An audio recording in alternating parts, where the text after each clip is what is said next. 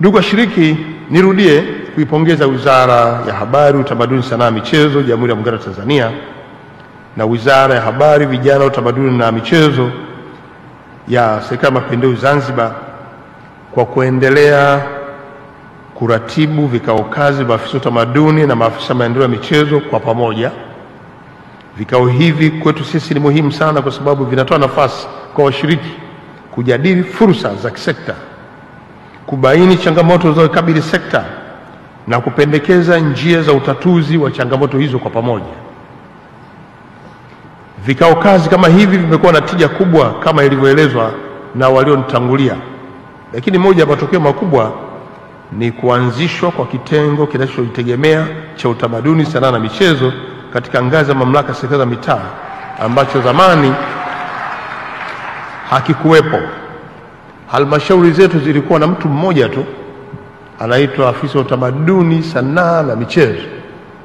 Tukasahau kwamba tamaduni ni pana, sanaa ina upana wake na michezo ina upana wake, na kwa hiyo hakukuwa na mafanikio. Lakini mbaya zaidi, halmashauri ilikuwa inachagua yeyote tu pale idarani, kama anaweza kucheza cheza anaambia wewe ndio utakuwa afisa utamaduni, sanaa na michezo.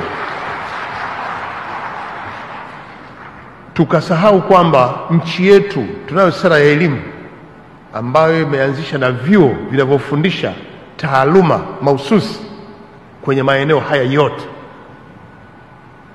Tuna chuo cha Butimba kinafundisha michezo na sanaa na utamaduni.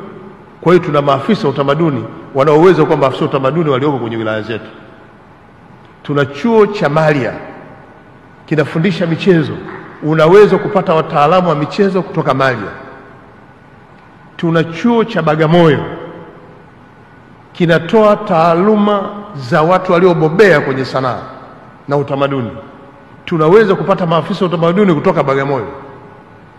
Lakini tuna chuo kikuu cha Dar es Salaam kinafundisha kozi inaitwa Physical Education, Sports and Culture, unaweza kupata wataalamu wa sekta hizi zote. Kusingekuwa na sababu ya kuchukua yeyote tu kwenye halmashauri. Nimefurahi kusikia kwamba agizo langu la mwaka 2022 limefanyiwa kazi kwa kutenganisha kwanza idara, lakini kwa kupata wataalamu waliobobea kwenye sekta hizo ambao leo tuko nao kwenye kikao hiki. Hongera sana wataalamu wetu, na kwa hiyo basi tunawatarajia kwamba mtaimarisha utamaduni, mtaimarisha sanaa, mtaimarisha michezo kwenye halmashauri zenu.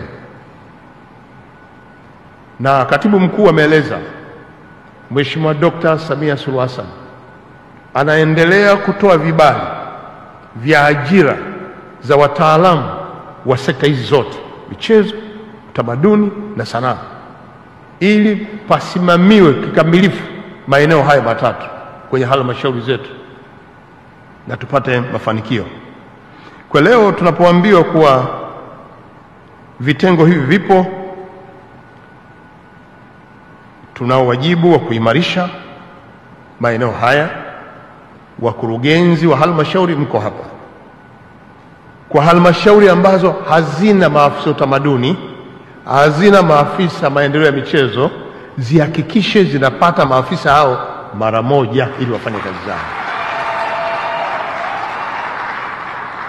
Na kama kibali hakijaja katika kila halmashauri, nina uhakika wako walimu, wako wananchi, wako wasomi waliosoma kwenye vyuo nilivyovitaja hapa. Hao wahamie kwenye vikao hivyo tukisubiri ajira zao. Na kama kuna watu ambao wanajitolea, waombewe kibali hao ili waendelee kuwa maafisa kwenye maeneo hayo kwenye halmashauri zote.